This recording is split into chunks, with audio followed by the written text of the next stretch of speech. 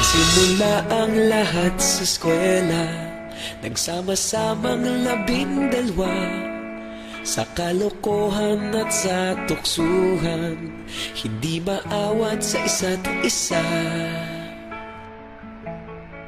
Madalas ang standby sa cafeteria, isang barkada na kay saya. Laging may hawak-hawak na gitara, konting udyok lamang kakanta na. Kay simple lamang ng buhay nun, walang mabibigat na suliranin. Problema lamang laging kulang ang datong. Sana napunta ang panahon? Sana nga ba? Sana nga ba? Sana napunta ang panahon? Sana nga ba? Sana nga ba? Sana napunta ang panahon? Sa unang ligaw kayo'y magkasama, magkasabwat sa pambobola. Walang sikreto kayong tinatago, okay sarap ng samahang barkada. Nagkawatakan na sa kolehiyo, kanya-kanya na ang lakaran.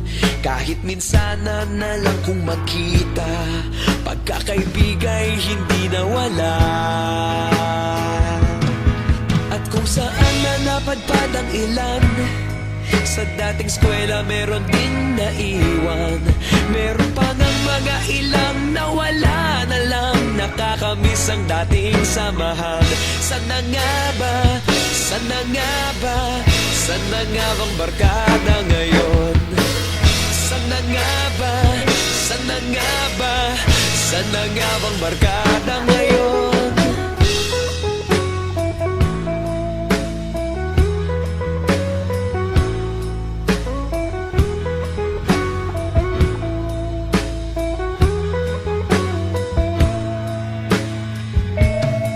Ilang taon din ang nakalipas, wala pa sa aming tatay na nagsusumikap upang yumaman at guminhawang kinabukasan.